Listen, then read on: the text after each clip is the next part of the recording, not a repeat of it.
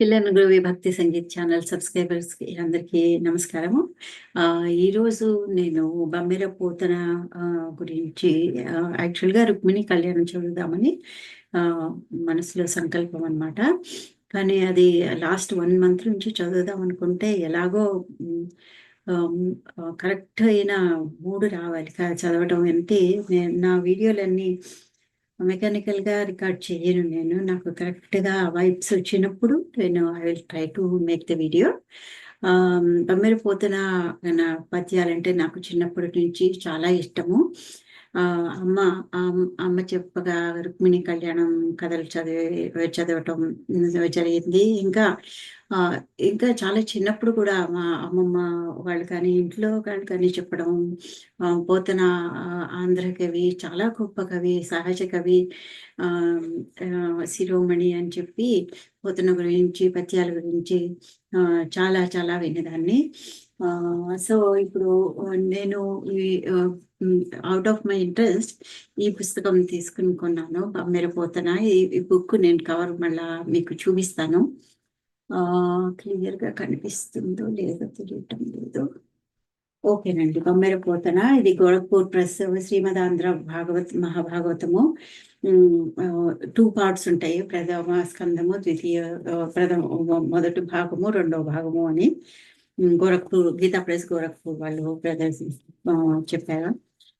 So, ఈ పోతనామాత్యుడు 1450 సంవత్సరం నుంచి 1500 15థ్ సెంచరీలో వరంగల్, ఆహ్, ఇప్పుడు ఓరుగల్లు అంటారు. వరంగల్ ఏకశిలా నగరం అని చెప్పి అప్పటి కాలంలో అనేవారట. అదక్కడ తెలుగు ఆరువేల యోగి బ్రాహ్మణ్ తెలుగు ఫ్యామిలీలో జన్మించారు. ఆహ్, అంతకన్నా ముఖ్యము ఈ పోతన భాగవతం నేను చదువుతూ ఉంటే నాకు హ్మ్, ఈ ఈ ఆహ్, ఈ సెంటెన్స్ నాకు మొదలుగా తెలుసు. పలికేడిది భాగవతమట, పలికించు విభుండు రామచంద్రుడట, నే పల్లెకిన భవహరమగునట, పలికెద వేరొండు కాద పలుకగ నేల. అంటే పలికేది పరమ పవిత్రమైన భాగవతము. నాదేదో చెప్పించేది కరుణా సముద్రుడైన శ్రీరామచంద్రుడు. ఈ భాగవతం కనుక పలికితే భవబంధాలు తొలగిపోతాయట.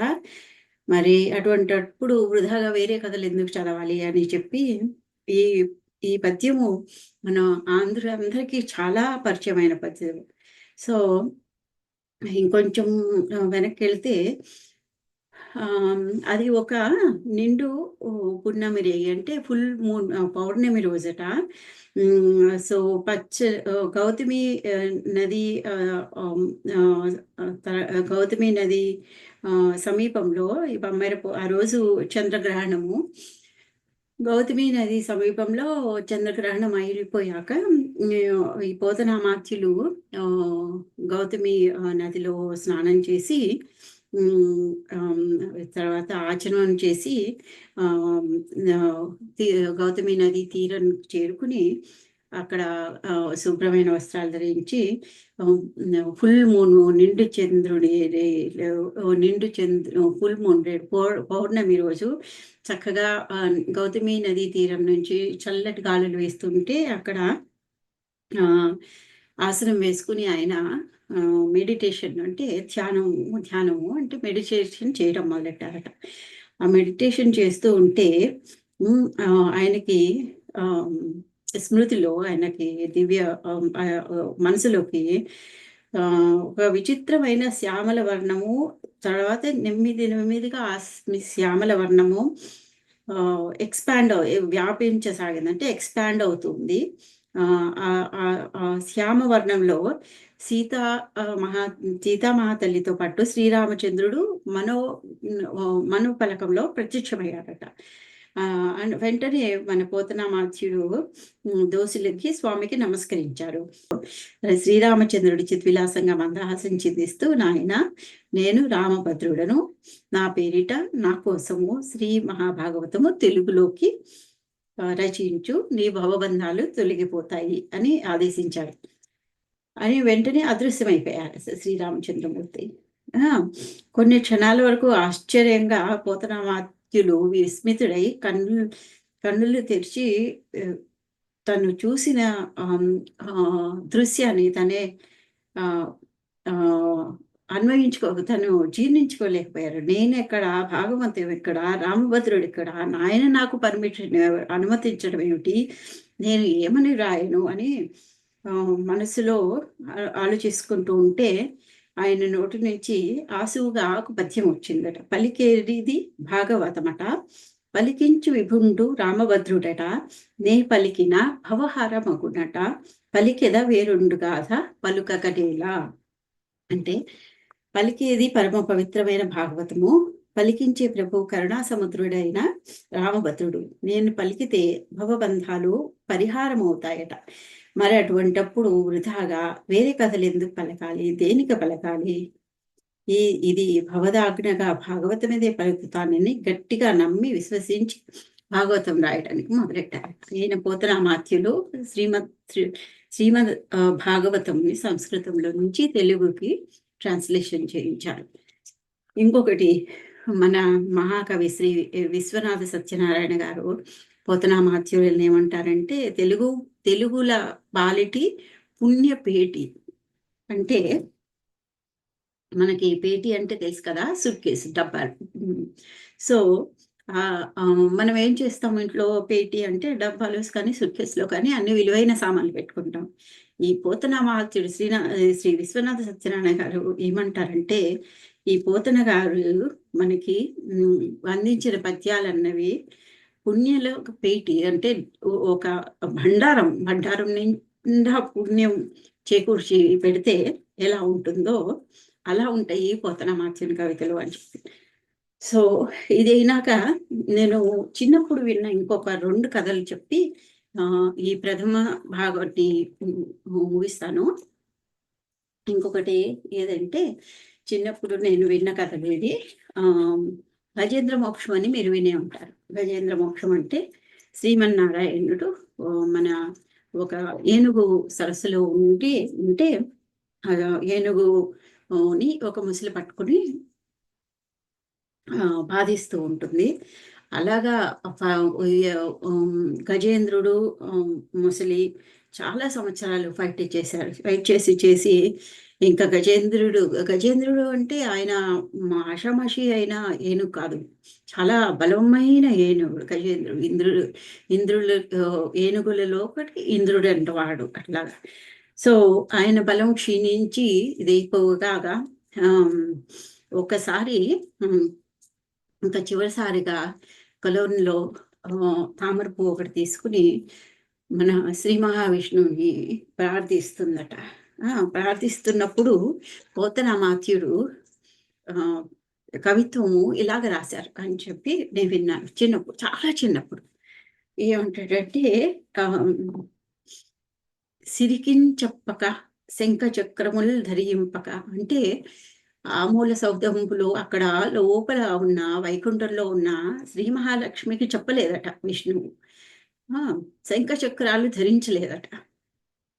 అలా ఉన్నట్టుండి ఉన్న ఫలాన గజేంద్రుడు ప్రార్థించేసరికి గజేంద్రుడిని రక్షించడం కోసము పరుగున వచ్చారు అని చెప్పి పోతనామాత్యులు రాశారు. అప్పుడు పోతనామాత్యుల వాళ్ళ కజిన్ ఒక ఆయన శ్రీనాథ మహాకవి, ఆయన కూడా చాలా గొప్ప సంస్కృతాంధ్ర కవులు.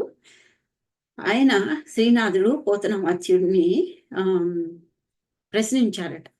ఏమిటయ్యా మరి శ్రీ మహావిష్ణువు అంటున్నావు, గజేంద్రుడు అంటున్నావు, రక్షించడానికి శంఖాలు చక్రాలు ఏమి ధరించకుండా అలాగలాగా వచ్చేసారు, వచ్చి ఏం చేస్తాడు, వచ్చి ఎలా రక్షిస్తాడు, ఏం పోయిట్రీ రాసావయ్యా అని చెప్పి శ్రీనాథుడు పోతనామాత్యుడిని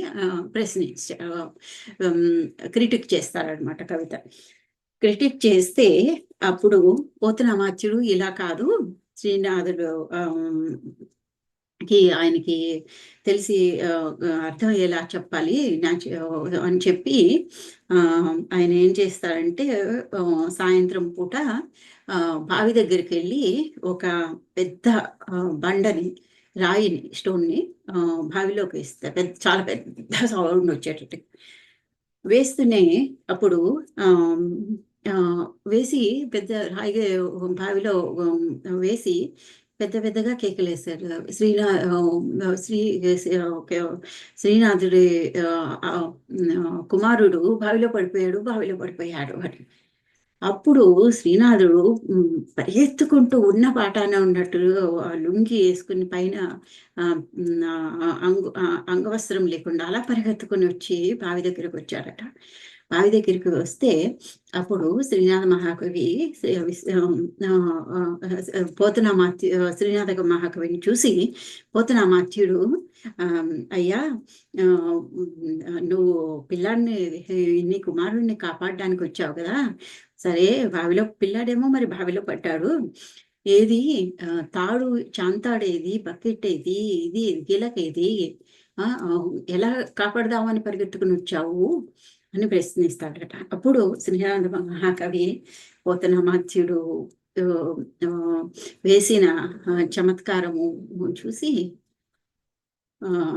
బావ అవుతారని చెప్పి నేను విన్నాను. బావ అంటే కజిన్స్ అనమాట శ్రీనాథ మహాకవి పోతనామాత్యుడు. సో అది ఆయన పోతనామాత్యుడు రాసిన పద్యం గురించి తను ఇలా క్రిటిక్ చేశాడని ఇలాగా తనకు అర్థమయ్యేలా చెప్పాడు అని చెప్పి అదొకటి. ఇంకొకటి ఏంటంటే పోతనామాత్యుడు సందేశం ఏంటంటే భక్తులు ఎప్పుడైతే చాలా భక్తిగా ప్రార్థించి స్తుతిస్తారో అప్పుడు భగవంతుడు ఉన్న పలాన వచ్చి హెల్ప్ చేస్తాడు. అది మనకి ఇందులో అందించే సందేశం పోతనామాత్యుడు. ఇంకా మరి సో పోతనామాత్యుడు మనం గురించి చెప్పాం కదా, 15th century అని చెప్పి ఏకశిలా నగరము అని చెప్పి అప్పుడులో అనేవారు. అది ఓరుగల్లు అని కూడా అన్నారు తర్వాత, ఓరంగల్లు. ఆయన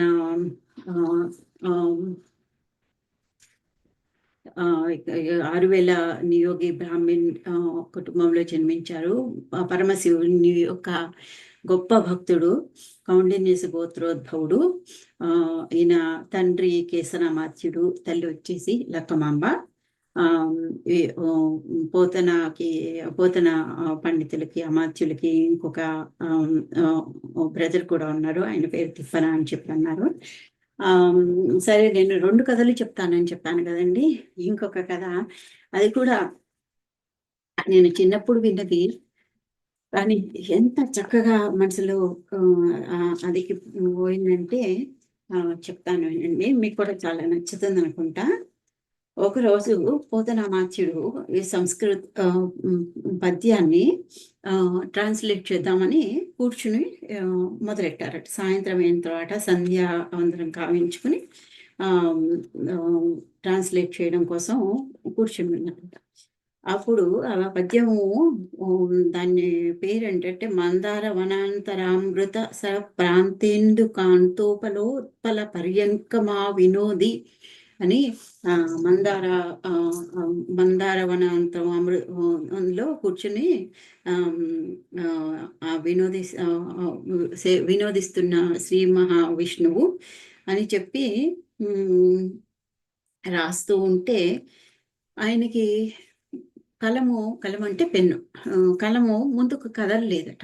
ఇంకా తర్వాత ఏం రాయాలో తర్వాత ఏం రాయాలో తట్టలేదు, తర్వాత ఏం రాయాలో పదాలు దొరకటం లేదు అని చాలా చాలా చాలా మదన పడ్డా కూడా ఇంకా కలం అయితే పెన్ను ముందుకు వెళ్ళట్లేదు, పదాలు దొరకట్లేదు, దానికి ట్రాన్స్లేట్ చేయడానికి వీలు అవ్వట్లేదు. అప్పుడు ఏం చెప్పారంటే పోతనామాత్యుడు వాళ్ళ చిన్న అమ్మాయి ఉందట ఇంట్లో. ఆ అమ్మాయికి చెప్పి అమ్మ నేను ఇప్పుడే గుడికి వెళ్ళేసి వస్తాను, అమ్మకి చెప్పు అని చెప్పి శ్రీరామచంద్రుడి గుడికి టెంపుల్కి వెళ్ళడానికి టెంపుల్కి వెళ్ళాడు. పోతనామాత్యుడు వెళ్ళిన ఒక్క 2 నిమిషాలకు రైట్ ఇమ్మీడియేట్‌లీ ఇంకొక ఆయన ఆహ్, ఆహ్, పోతనామ పోతనామాత్యుడు మళ్ళా తిరిగి వచ్చాడట. మళ్ళా తిరిగి వచ్చి ఆహ్, ఆ పద్యం పూర్తి చే చేద్దామని చెప్పి మళ్ళా తిరిగి వచ్చాడట. మళ్ళా తిరిగి వచ్చి ఆ పద్యం పూర్తి చేసేసేసి ఓకేనమ్ మళ్ళా వాళ్ళ అమ్మాయికి ఓకే అమ్మా నేను గుడికెళ్తున్నాను అని చెప్పి వెళ్ళిపోతారట. అప్పుడు ఆ తర్వాత ఇంకొక 10 నిమిషాలకలా ఆ తర్వాత మళ్ళా కొంత సమయంకి ఆహ్, మళ్ళా పోతనామాత్యుడు రిటర్న్ వస్తారు. అప్పుడు ఆహ్, వెంటనే వచ్చి కలము చేతిలోకి తీసుకొని చూస్తే పద్యము పూరింపబడి ఉన్నది. వెంటనే ఆ పదాన్ని చదివారట పోతనామాత్యులు. తన మనసులో ఏ పదం తట్టిందో అవే పదాలతో పూరింపబడి ఉంది. ఆ! అప్పుడు పోతనామాత్యుడు వెంటనే ఆహ్, అమ్మాయిని అడిగాడు. "ఏమమ్మా నేను వెళ్ళిన తర్వాత ఎవరైనా ఇక్కడికి వచ్చారా? ఆహ్, నా పుస్తకంలో రాసారా?" అని అడిగారట. అంటే వాళ్ళ అమ్మాయి ఏమంటుందంటే, అవును నాన్న నీవే కదా రాముని దగ్గరికి వెళ్ళి ప్రార్థన చేసి వస్తానని వెళ్ళావు. వెంటనే వచ్చి ఈ పద్యాన్ని రాసి మళ్ళీ వస్తానని చెప్పి వెళ్ళావు.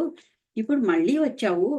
ఇదేమిటో నాకర్థం కావటం లేదు" అని అమాయకులైన ఆ అమ్మాయి చెప్పిందట.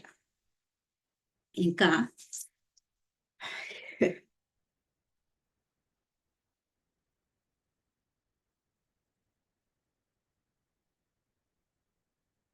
యూ కెన్ ఇమాజిన్ పోతనామాత్యుడు వెంటనే బోరుమని ఏడ్చాడు.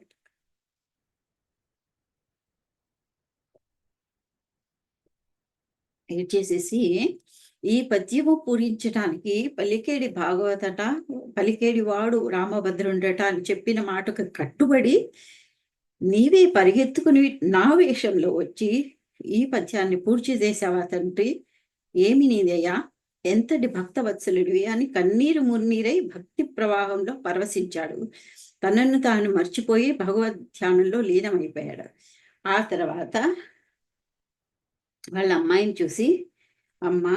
నువ్వెంత గొప్ప అదృష్టవంతురాలివి. నీకు స్వయంగా భగవంతుడే దర్శనమిచ్చాడు.